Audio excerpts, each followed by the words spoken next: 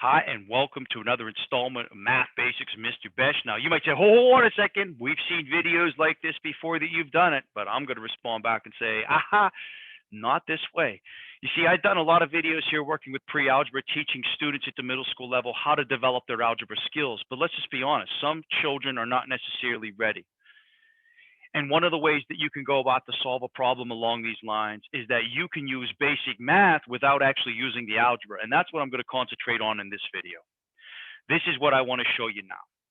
So now what I do is when I read this question, it says the perimeter of the following geometric figure is 16 units. That's a starting point because we all know what perimeter is, okay? Perimeter is when you take a shape that has sides and you add up the numerical value of all the sides, okay? So now when I look at this problem, remember this is the shape we're looking at's a rectangle, okay? And if I know the things that I need to do, this is the important things, okay? When I go around here, if the left is x minus 1, then so is the right. If the bottom's x plus 3, so is the top, because I know what the heck a rectangle is.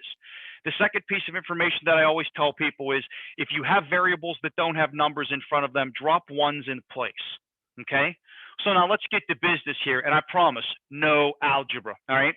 The first thing that we're going to do is, because it says the perimeter of this problem is 16 units, that is where we're going to start, because that is what happens when I add up all four sides of this rectangle. So one at a time, I'm going to go from side to side, and here's what I'm going to do.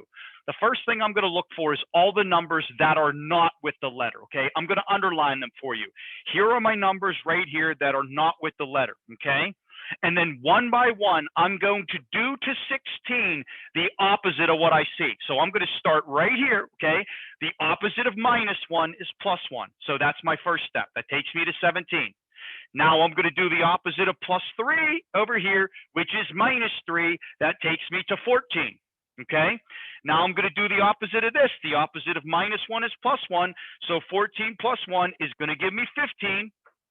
Then I'm going to do the opposite of this right there, and the opposite of plus 3 is minus 3. So last but not least, this takes me to 12. Now, by no means is this the answer. I still have to do but one more step, just one more step, right? So now I'm going to take this 12 right here, and then I'm going to divide it by a single number. And that single number is going to tell me the value of x. That single number is going to tell me the value of x. What I need to do now is I need to go around this guy and add up, ready? Add up all the numbers in front of x. In front of x. It's that simple, right? So I got 1 there, 1 there, 1 there, and 1 there. 1 plus 1 plus 1 plus 1 adds up to be 4. So now what I got to do is I got to take this 12 and divide it by 4. And when I take 12 divided by 4, I get 3, and 3 is my value of x. Now look at the question. The question doesn't say what's the value of x, but I need to know what x is to answer the question. I need to find the area of the rectangle, okay? So now I know the value of x is 3. I'm going to clean up my screen a little bit. So if x is equal to 3, I'm going to do a process called, ready for this? Substitution, okay? I'm going to take the 3 and put it there for x. And when I put that in there, I got 3 minus 1, and 3 minus 1 is 2. So that means the overall width of the shape is 2. And when I drop a 3 into this, that's going to give me 3 plus 3, which comes out to be 6. So that means my length is 6. And when I find the area of a rectangle, I always do length times width. So in this case, 6 times 2 is going to give me 12. And ladies and gentlemen, it is easy as that. Notice I didn't use one little iota of algebra on this problem.